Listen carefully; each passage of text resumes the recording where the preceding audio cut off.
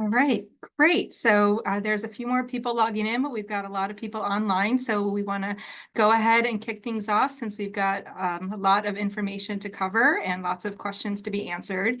So please, throughout the presentation again, add your questions into the Q&A box. And I'm going to hand it over now to Carrie Stoltzfus. Good evening, everyone. I am Carrie Stoltzfus, the Executive Director of Food and Friends, and it's my pleasure to welcome everyone joining us for tonight's webinar, Securing Your Future: Tools for Your Financial Planning.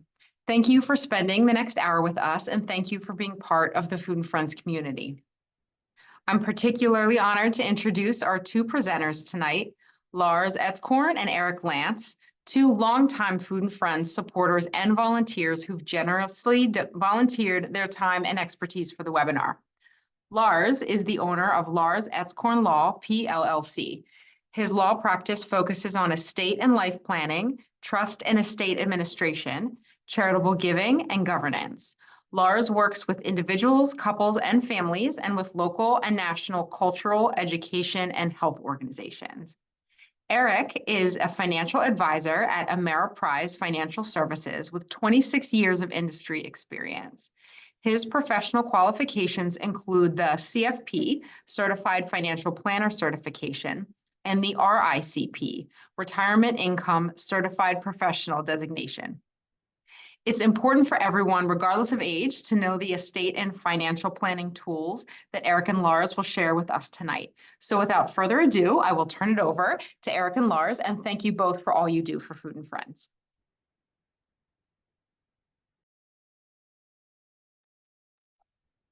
Good to be here with you. I think you're muted there, Lars. There is irony there in that before I was the one who wasn't muted, but now we are. All right. Thanks, Carrie. And I'm really pleased to join Eric today in this opportunity to talk about how to secure your future, tools for your financial planning. Of course, this is going to be fairly high level, but we all stand ready afterwards to work with any of you on a more immediate and personal basis. Our contact information is going to be given at the end of the program if we don't get to your question or don't address your specific need. Why don't we move to the next slide, please? So what we're talking about today is everything. So your physical stuff, as well as your monetary assets. And we all have, when we die, what we call an estate. And that's all of this. There are two types of estates, however. You may have heard the term probate estate. And then there are your non-probate assets. So a probate asset, what is that? That is something that upon your death, a signature is required in order to transfer ownership of it. Like what? Well, your house. When you bought your house or your condo, if you have one, you went and you sat at that settlement table and you signed page after page of documents. Or when you bought a car, if you have one, you had to sign the title. Those are classic probate assets. So that when you right now, as a live person, want to transfer ownership, lots of signatures are required. When you die, someone has to sign to transfer ownership of those assets. That person is called the personal representative, in some states called the executor. That's a person, if you have a will, that you have nominated to do that job for you when you're no longer around. And if you don't, in your the states have statutory priorities for people who can be appointed to be your personal representative. Now, that person does some other things too. They clean out where you live, make certain it can be sold. And if you don't have beneficiary designations on accounts, divides up accounts and monies based upon if you have a will, what you've said in the will, or if you don't have a will. Again, there's statutes that say what happens. So probate assets are those assets that when you're dead, someone appointed by someone endorsed by a court, you may have nominated them, so they're appointed by the court, can sign for you to transfer ownership. And then there are these non-probate assets. So they're things that don't require a signature. They're things like, oh, your checking account where you've put a beneficiary designation on, or your brokerage account where you've put a beneficiary designation on, or your house where maybe you bought it with a spouse or a partner, and upon your demise, that house automatically transfers ownership to the other person. The checking account transfers ownership to that other person. The beneficiary goes to the other person, or it can be persons, as the case may be. So those are the two types of assets that we're going to be talking about today, and that are just important to know. So yes, everyone has an estate when they die, but not everyone has a probate estate when they die. So why don't we move to the next slide, please? All right. So what's in an estate plan? And, you know, this is kind of what should be part of a basic plan. They can become much more complex. And actually, I do want to suggest that there is one group of people whom probably need even a simpler estate plan than this, and that's an 18-year-old. So an 18-year-old who no longer is able to be reached, if you will, by his or her or their parent in an emergency room or in a hospital room because of HIPAA regulations, probably should have a healthcare power of attorney. So if you're sending someone to college in the next few weeks, this is really an important document for them to have. Because if they get hurt in the middle of Iowa or even here in DC, you're not going to be able to go to the emergency room and claim that you're their parent and be able to help them. Now, of course, they may not want you to help them. Maybe another adult should have the power of attorney, but it is important that someone is able to have this power. All right, so everyone else on this telephone, on this call, what are some of the elements of a basic plan?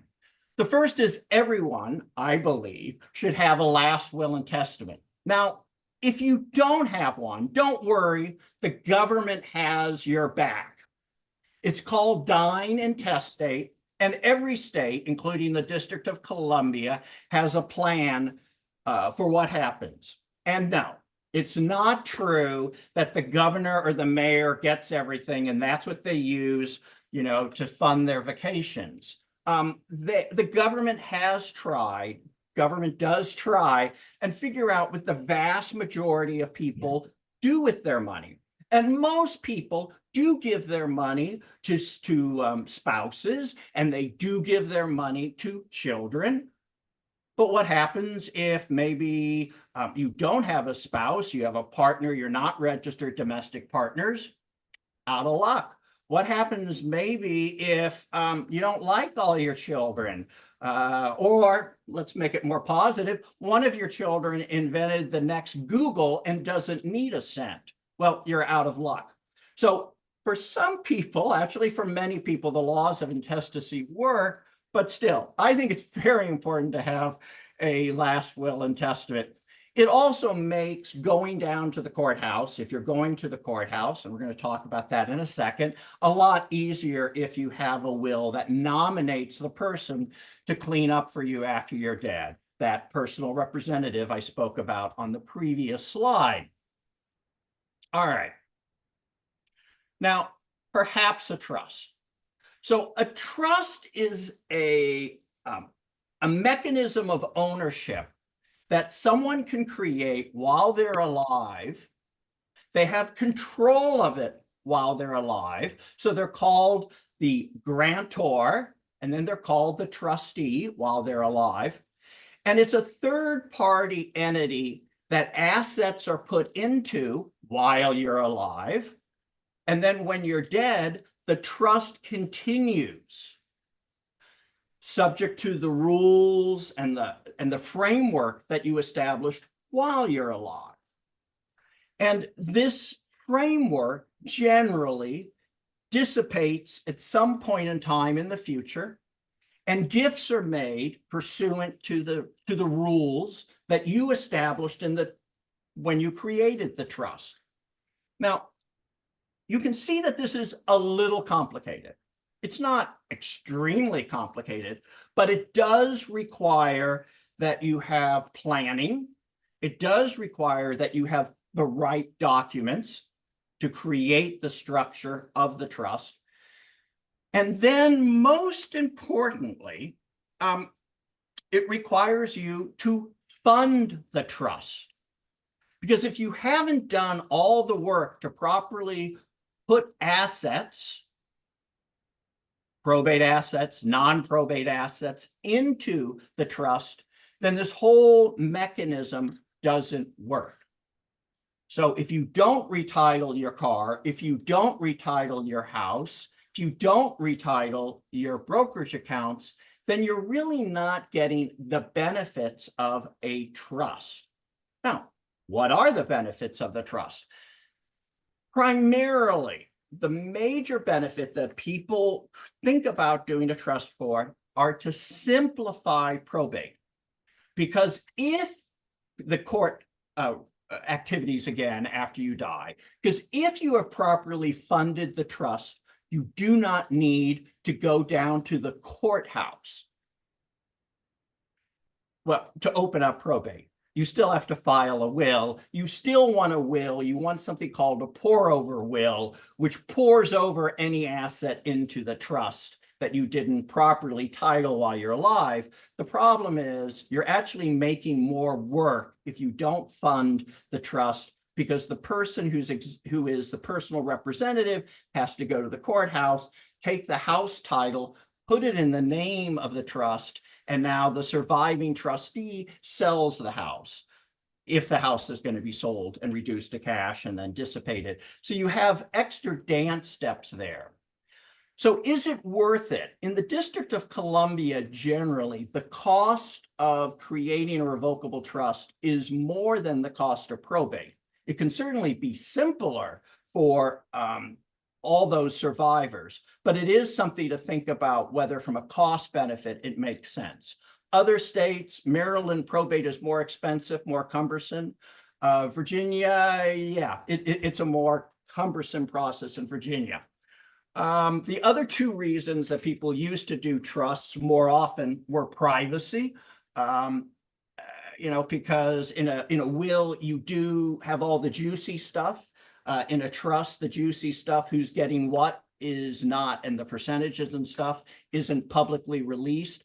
Wills, though, tend to be pretty high level and really don't get into granular detail.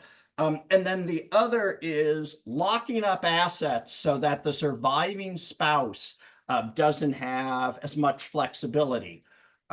This can be because the spouses came with children already into a marriage, or partners. It doesn't have to be marriage.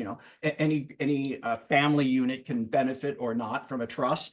But locking them up so that the assets that came in are going to be available for each group of survivors. Or maybe you're concerned that someone doesn't have full capacity in order to spend or to properly use assets as they age. That can be another reason, more towards the a more mature client, why a trust could be useful.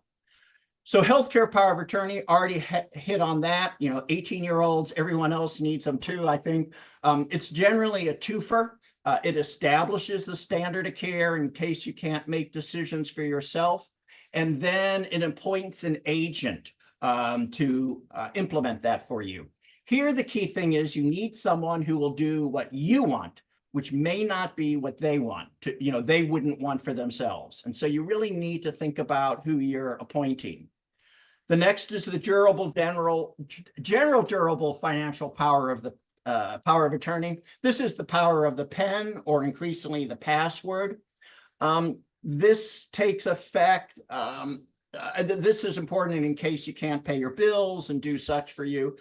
Here, the important is that you pick someone who you trust, obviously, because they're going to have control of your money, but also know that if someone knows how you spend your money, they know everything about you. There are no secrets with this person. Disposition of remains, it's really not enough to say you want to be cremated, or you know, a thought that that cemetery around the corner is really nice. Or, hey, I get lots of people who now want green burial, and they don't really know what that means. Because what happens is someone will get a box of cremains, and they're not going to know what to deal with it. You know, they probably don't want to keep it on their bookshelf for the rest of their life. And so really the kind thing is to give them additional information. Likewise, you know, the cemetery around the corner, do they know which one it is? If you've been to a cemetery, they probably have 20 different pricing schemes based upon, are you next to the big old oak, or do you got a nice view of the river?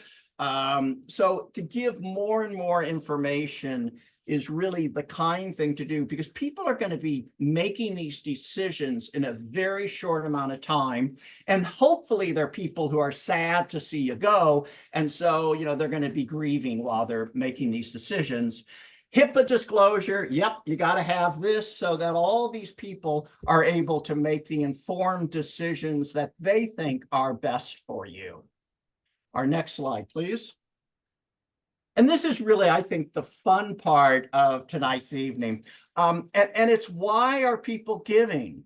And you're going to see this slide and then the next slide. These are the most kind of current data that we have right now. But this is just really, I think, warm and fuzzy information, because there's lots of cynicism right now in kind of the air and in society.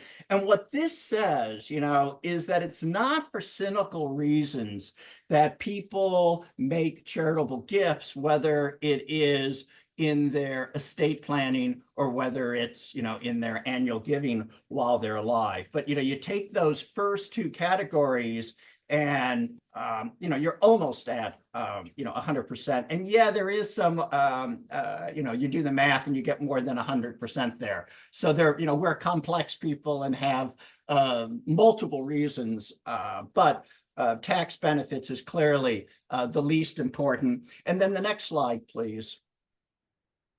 Who gives? And this is, I think, interesting, given some of the questions that people asked before coming into today's presentation. And that is, I generally kind of, you know, the majority of clients who come to an estate attorney start, in their very late 20s to kind of maybe, well, through the 40s. That's kind of the first trough of people. And then you don't really see people in their 50s. And then you see them again when 60 or so, and they're beginning to think of retirement. And if you have a good an estate attorney, you probably can kind of forecast everyone's life in those different kind of troughs so that they don't have to come again.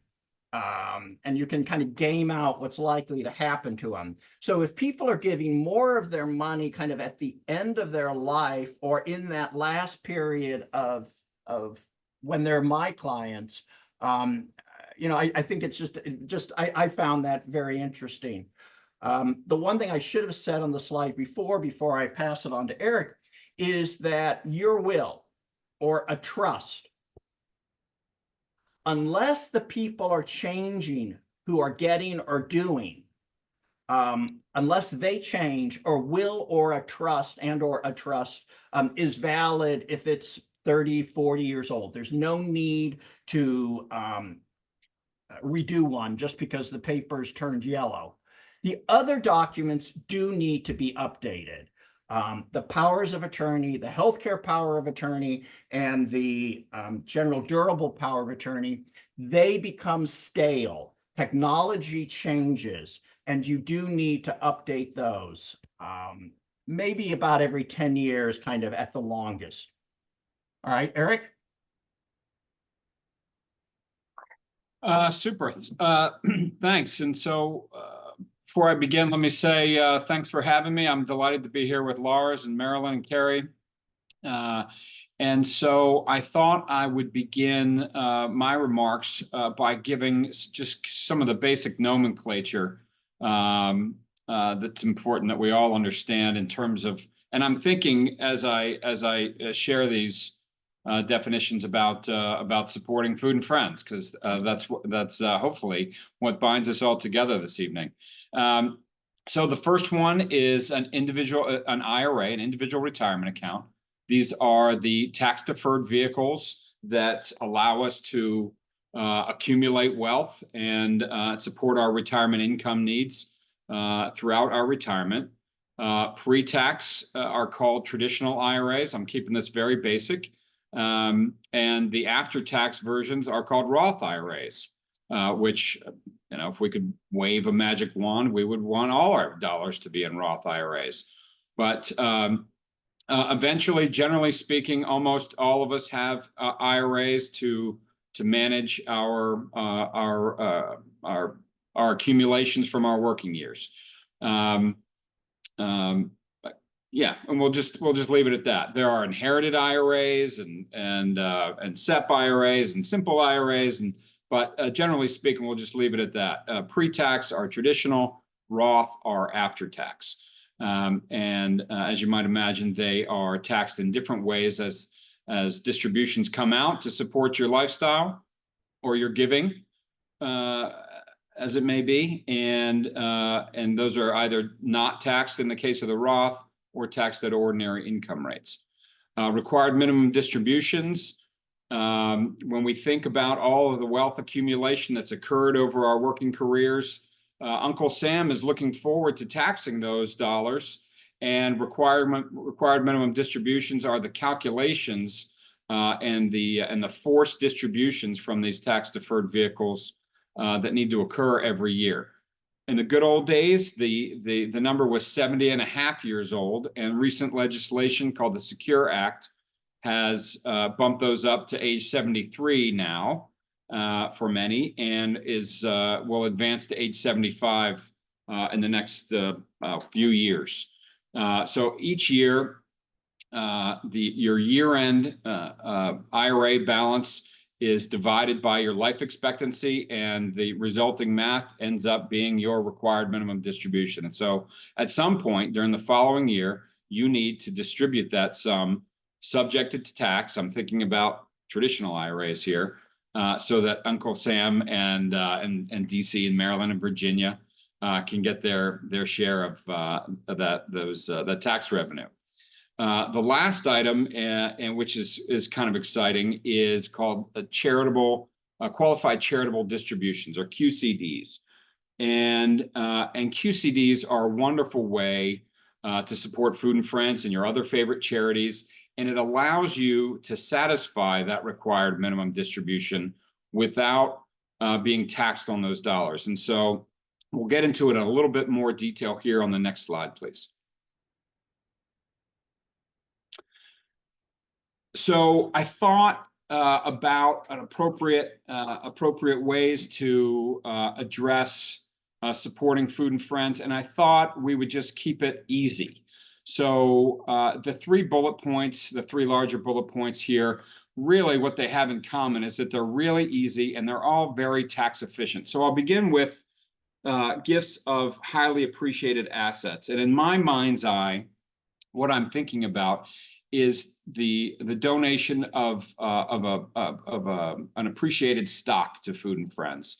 And so I'll use Lars as my guinea pig, let's say, for all three of these, and we'll say that Lars wants to make a gift to Food and Friends to support operations or a new van, or I've seen some discussion of that recently, and he's got a nice large position in Apple that has appreciated beautifully over the last couple of decades, and he's decided that he'd like to give some of those, a few $1,000s perhaps, and so what can he do? He can sell the stock and recognize the capital gain. Of course, that brings Uncle Sam and the District of Columbia into the picture.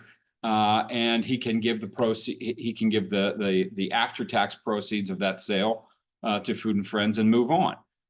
He might get a tax deduction for that donation, but with the larger standard deductions, he might not get to deduct that. So where might he get some more bang for his buck? He might take a number of shares and transfer them directly to Food and Friends. And in doing so, he gets to avoid the capital gain he would have in that first scenario, and Food and Friends gets to enjoy the entire value of the gift because they don't pay capital gains. And so it becomes, again, a very tax efficient and very easy transfer to support the cause. Back to the qualified charitable distributions, or QCDs, that were on the previous slide. Again, this is relatively new, and it allows one to give up in 2024 to give up to $105,000 from their IRA directly to their favorite charity or charities. And so one cannot take possession of the distribution. So it must be sent from your IRA directly to the charity in the form of a check. Note that I said IRA. This cannot be done from your 401k or your thrift savings plan. It must be from your traditional IRA. And in doing so, if you have reached the age where required minimum distributions are a reality for you, they can help satisfy your required minimum distribution.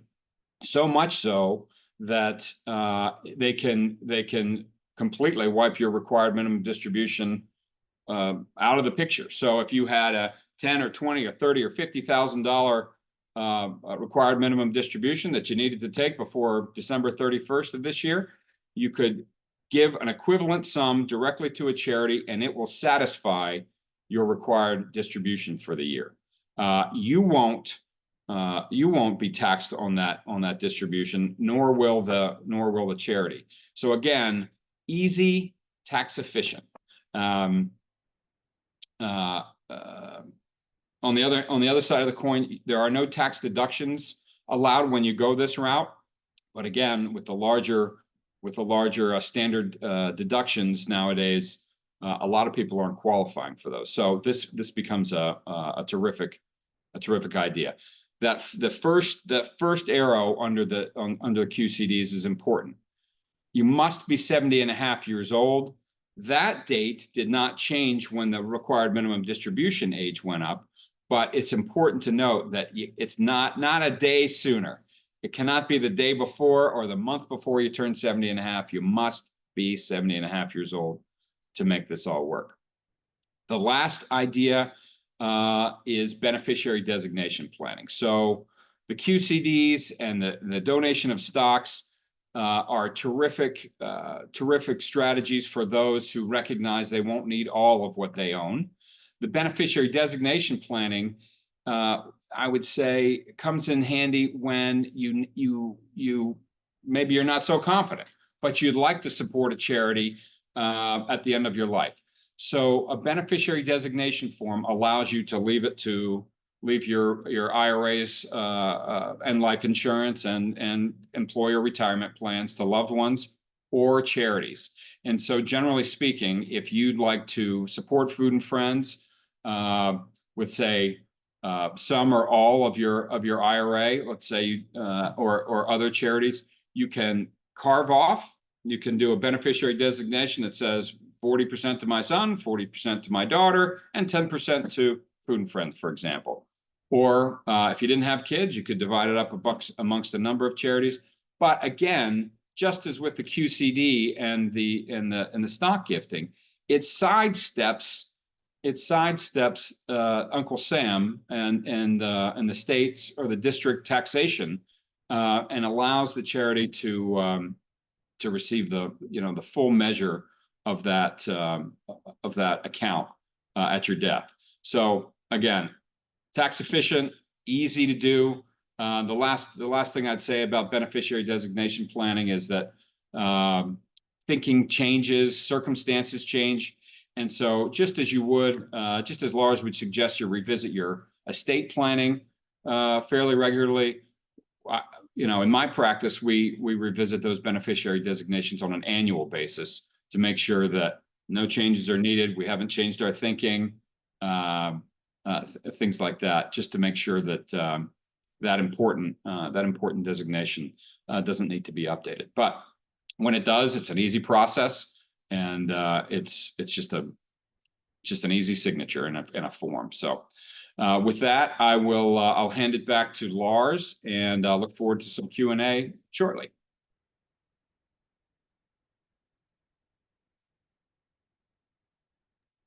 Thank you, Eric.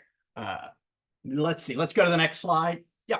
So in addition to some of the TOD, transfer on death beneficiary designations that you've seen at banks, or if you work with someone like Eric, a few other ways that you can leave legacy to charities like Food and Friends.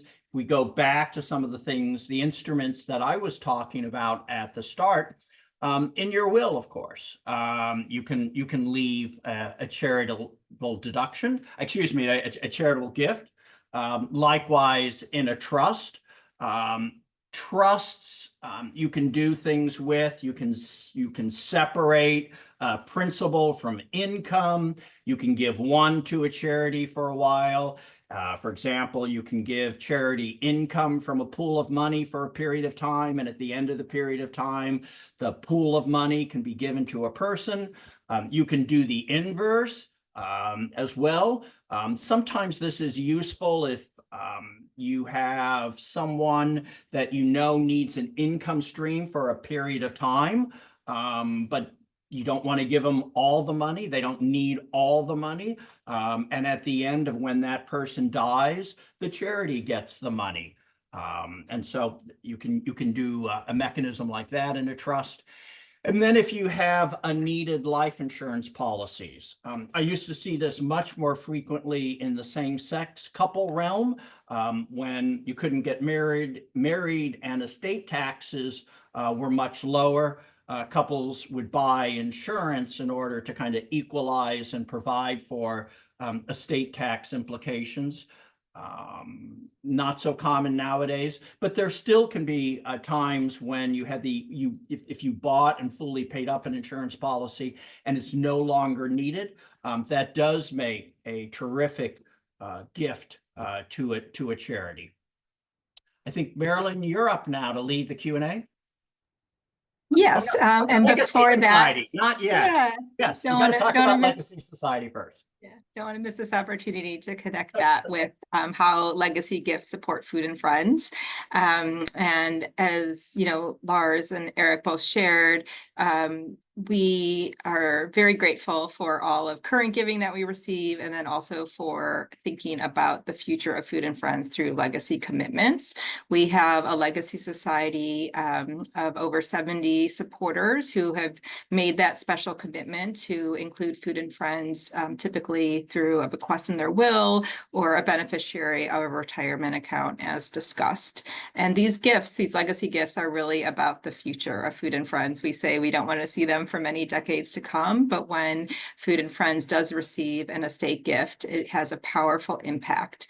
We have a very special policy, board designated, that when we receive a legacy gift, that in the year of receipt, 25% of that gift will support, up to $50,000 will support our annual operating budget, and the rest then goes into a board restricted endowment. And for those not familiar with endowment, very, very simple terms, it is a separate invested fund that a percentage of the principal of it every year goes into, again, supporting our operating budget. So really it is in perpetuity, this investment through endowment, that supporters will make that lasting support and ensures that decades from now, we can continue to serve the seriously ill neighbors who need Food and Friends. We've been part of this community for 36 years now and expect to be here well into the next 36 years plus. So again, these gifts will strengthen our future and our ability to serve the community. Next slide. We have the next slide, please. Oh, here we go. And then just to reiterate, kind of what was shared throughout this whole presentation is anybody can participate in the Legacy Society regardless of age. These gifts, can be simple and easy. Anybody can go home tonight and make Food and Friends a beneficiary of a retirement account and join our Legacy Society with a really simple form. And, the donor is always in control of their charitable giving and bequests. Like Eric mentioned, he reviews with his clients every year, their beneficiaries. And so as life circumstances change, the donor can also change how they want to think about their legacy commitments. And these are gifts that really cost nothing now to write, that beneficiary in or to include Food and Friends as a bequest of an estate. But knowing that this commitment will be coming to us again years down the road really strengthens our ability to plan and care for the future. And so we really hope, as supporters of our work, that you'll think about this special commitment, and maybe some on this call have already done so and we're just not aware of it. So please be in touch if you'd like more information. There's lots of additional information on Plan Giving on our website. And then we'll have our contact information for everybody on this call on the next slide that we'll keep open for Q&A. But again, please reach out with additional questions, but we want to dig right in because we have lots of questions to get through. And again, I don't see any in the Q&A box right now that are live questions, but if there are questions from registrants, please add them in, but we'll start with some of the questions that were asked in advance. So if we can get to the next slide, perfect. And then Lars, I'll have the first question go to you. So kind of following up with what you were sharing regarding, you're having a will. The question is, do you need a will if you have joint ownership and or beneficiary designations for all your assets? How old are you? Is kind of what I would ask if someone was asking me.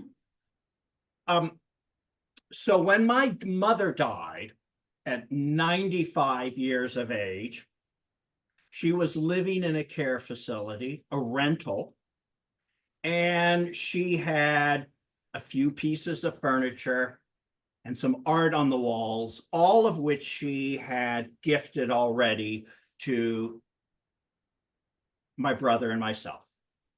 We were fine with how the allocation of those few pieces of furniture and the art on the wall was going to happen when my mother died. She had a brokerage account and she had a bank account, both of which had beneficiary designations on. So if we go back to one of those slides that I had, and let's not do that because I think people are writing down this information, her estate was a non-probate estate. Everything was divided up. Now, maybe legally you could actually say my brother and I shouldn't have taken the furniture out of her one little room, but we did, and it was fine. So, if you're 18 and you die and all you have is an online account and you've put someone on as a beneficiary designation, because you can't open up an online bank account without putting someone in as a beneficiary designation, you may not have a probate estate either. For everyone else, yeah, I think it still makes sense because you're probably going to slip up somewhere. Remember, I talked about trusts, and the vast majority of people who have trusts mess up and don't fully fund them, and something is left out there. And someone still has to clean up and do the work that would have had to have been done otherwise. And so, yeah, I think despite the best planning, you should have a will. All right, Eric, you are up. This question also in advance was a supporter who is 7 years plus and has not been able to do any financial or estate planning. So what can be helpful at this point? Thanks for that question. I think getting started is most important, and I would say that the next obvious question for somebody that's nervous about getting started would be just getting organized. And so when I start getting finances organized for a prospective client or just somebody that I've met, I start with a balance sheet. And so I write down in my fancy software, but I write down everything I own or everything they own and everything they owe, so I can understand what their net worth is. And so that would include everything from my home and my maybe my cars and my personal belongings to my checking and savings accounts, to any brokerage accounts I had, moving on to any retirement accounts that I had, an old thrift savings plan or 401k or an IRA, and then everybody's least favorite part of the balance sheet, the liabilities. What is my mortgage? Do I have a car loan, et cetera? So lots of student loans go on for a long, long time. And so when you get that down, it doesn't have to be perfect. I like to say in my practice, we want to be mostly right, not exactly wrong, but you want to have a sense of where you're starting. And the next step is to determine what are your objectives? What do you need to do? Do you need to create income? Do you need to grow your wealth? It's very common for me to nag clients to go see people like Lars. Perhaps you've come all this way and you don't have a will, you don't have a powers of attorney or healthcare directives. And so what happens if there's an incapacity issue? Lars talked a lot about death, but what if you can't speak for yourself and you need somebody to take care of your finances and and pay your bills and so forth? So getting organized, number one, and then determining what it is you want to accomplish. What are your goals? I think are steps number 1 and 2, and there are folks like me that help with that. There's discount brokerages that help with that. There's software that helps with that. There's any number of resources that can help you, give you the help you need.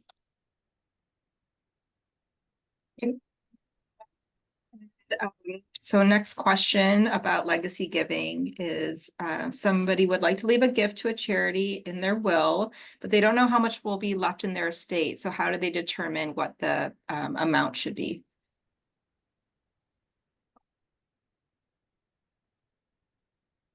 Probably the most important question, and kind of the variant or the most common, a very common question, and kind of a variant is, I can have someone who has lived the same lifestyle all his or their life, who has more than enough money to fund that lifestyle, and they are still convinced that they're going to run out of money. So we're just inherently, suspicious, conservative as animals when it comes, to our nest egg, our resource. This is where working with a good attorney can provide structure in a will or in a trust. So you can create thresholds. If I have this amount of money, a percentage of it goes to a charity, and the rest goes to other people. This is the scenario that Food and Friends doesn't get everything. Of course, if Food and Friends gets everything, then it doesn't matter. But, so you can create thresholds. You can, working with percentages or hard dollar caps, or amounts that then get indexed for inflation. So they're relatively, it's a stable playing field as you move forward in time. So there are ways to structure giving in a document that provides for you, provides for other people that you want to provide for, other entities that you provide for, and lets you do good work at the end of your life. I might also add to that down in the trenches with your IRA, perhaps you can carve off a piece of it. You can carve off a percentage of it, 10, 15, 20%. You still have access to that IRA throughout your entire lifetime. If you need it, it's accessible. But that portion of it, that different IRA account, that different IRA plan, is earmarked for Food and Friends, for example. And so whatever it becomes, whatever is not accessed over the years throughout retirement, will go there. So it's a variable, it's a moving target, but you'll always have access to it along the way. Wonderful. Lars, I think this one goes back to you specifically for same-sex marriages in DC and Maryland. Does the estate planning process follow the same principles, and are there any legal considerations needed? So the after death, yes. It used to be that we planned and drafted very differently, but really now wills, trusts are almost they're the same. It becomes, though, still as important as ever. And the answer to that was premised to the first part, that both folk, or nowadays in a more complicated 3-party or something where you can't be married in 3-party, which so never mind. We're just going down a rabbit hole. The power of attorney document, healthcare, and the general durable still are very important to have robust powers of attorney in place. While with spouses in the state that you're living in, you have rights, that document and those rights may have, you might get some headwinds in some states that aren't quite as accepting of same-sex relationships. So I think it's still very important, particularly on the power of attorney end, the healthcare, the general durable, that you get really robust documents, really good documents. And this kind of begs the question, how do you get really good powers of attorney? So the state of Maryland has a prescribed statutory form. And you can go online. It's promulgated by the Attorney General's office, and you have to have that if you're in the state of Maryland. You can also have an auxiliary and augment it. And I think in certain cases, you do want to be augmenting that document. There is no template document issued by the Attorney General in DC. You can find documents online. The question with any document you find online is, are you picking the right document? Is the entity that promulgated the document drafting it to reflect your values, or maybe not? The Hospital Association of America promulgates a healthcare directive. And, is that reflecting your patient as a patient? Is that reflecting your values or not? So you can find documents. Just I do think it's important to ensure that they are really doing what you want them to be doing. Great. That's important information to know. Eric, another question from somebody who is 70 plus. Should they invest their Roth or leave it where it is? Should they invest their Roth or leave it where it is? The assumption is that it's sitting in cash, I suppose. And so cash has been a terrific asset class, presuming it's invested in money market funds and CDs over the past few years. But as we all learned very recently, the Fed has now begun a campaign of reducing interest rates, short-term interest rates. So the yields on those cash products, money market funds, CDs, and so forth, are going to come down in lockstep. So you won't find that you get to enjoy the 5% yield on your cash much longer. So I would suggest that, depending upon your needs, that most folks need to continue growing their assets, including Roths, throughout their retirement in order to maintain their purchasing power, at least enough to get the better of inflation, right? So you don't have to invest it aggressively, but it behooves most folks to at least take a small measure of risk, grow the assets. And the nice thing about Roth IRAs, there are no RMDs. So unlike the traditional IRAs, remember I said that Uncle Sam's been looking forward to taxing those traditional IRA balances. Well, Uncle Sam already taxed the Roth IRA balance. Those are after-tax dollars in there. So you might consider growing them. If not for yourself, then for your heirs, because they whomever inherits a Roth IRA is going to be delighted because they don't pay taxes on it either.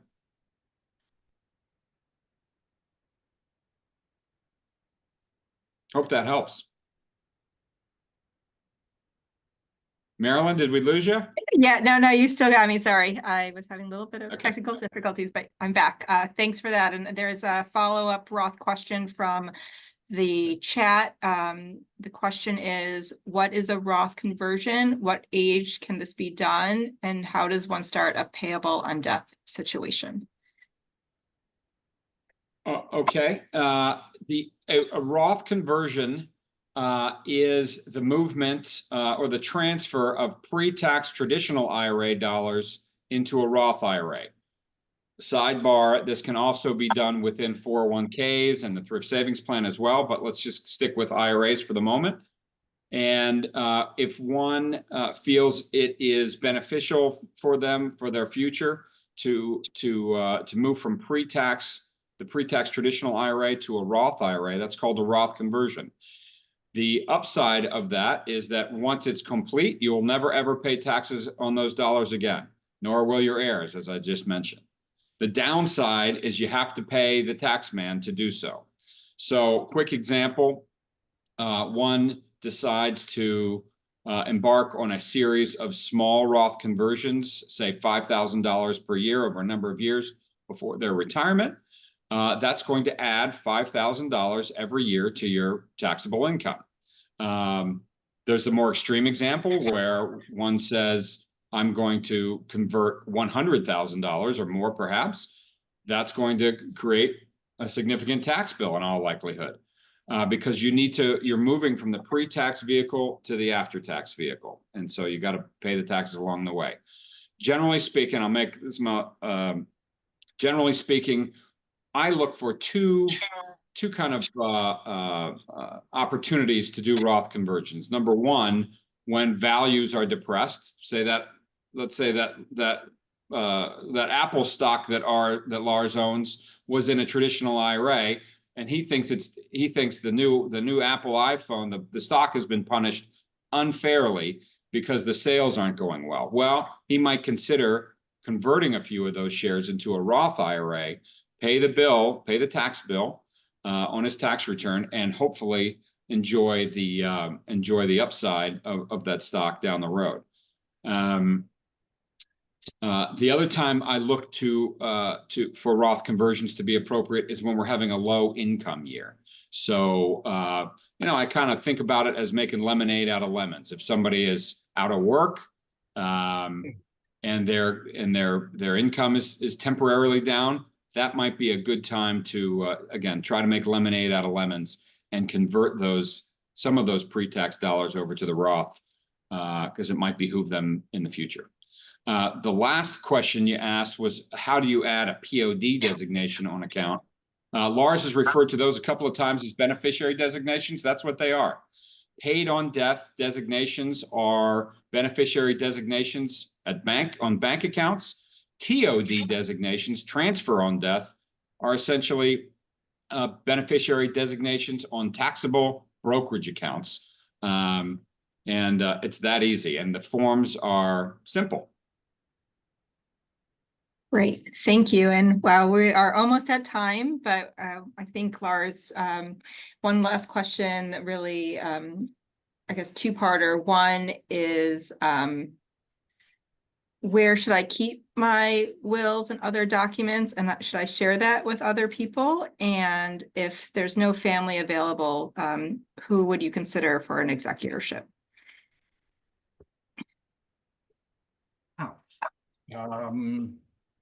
Three parts, and know that there are no right or wrong answers. Well, yeah, there really aren't any right or wrong answers for any of these. Where you keep the document, let's start with that, the easy ones. If you're in Maryland, and I actually don't know in Virginia, but I think in Virginia as well, you can go to your county courthouse and you can have your will kept by the Register of Wills. It used to be common practice, and certainly some lawyers still do it, maintain what's known as a will safe. And your lawyer may keep your documents. When I came along in law school, that really fell into disfavor. The notion of your lawyer kind of keeping the client hostage if the client wants on Saturday afternoon to change the will, you know, can't really do it. So it's really an onus is on you. One of those fireproof boxes is good if you have one at home. The bank safety deposit box, if your branch still offers, is really excellent. Every state has a mechanism by which that sacrosanct box can actually be opened up, and the manager of the branch looks into the box, and if there's a will in there, there's a whole process for retrieving that will. So the bank safety deposit box still works. It's a good one. If you're lucky and have, well, or unlucky, depending on how you view it, and you have an office in an office building and you have a desk, maybe the low bottom drawer in a sealed envelope marked confidential, because office buildings don't burn up. At home, some people I've heard keep them in their freezer. I think that's weird. I don't know about that one. You should tell people that you have a will.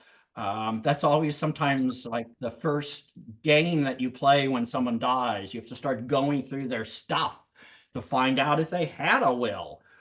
So let some folk know where you have a will, and then let your folk know, friends or relatives, or even a coworker, hey, guess what I did this week? And these documents are in my home in the red folder. Keep them in one of those color folders so that it's easy to find, and put your other documents in there, your powers of attorney. Should you give your powers of attorney to someone, to the person you have nominated to act for you if you can't? I think probably your healthcare ones you should distribute pretty widely, and your healthcare power of attorney too. The financial one is really, really, really powerful. And I'm personally a little queasy about giving that one out unless it's needed. And so personally, I haven't done that, but I've told the person who I trust, and that person is also, I'm the agent for that person. He's told me where his is. So, you know, that one, we know how to break into each other's, where we live, and we know where it's located. Should you tell people about the will and what's in it? Or should you tell people about the trust and what's in it? Again, no right or wrong. Some people say, yes, this way you're buying love. When you need someone to help you, they're going to do it.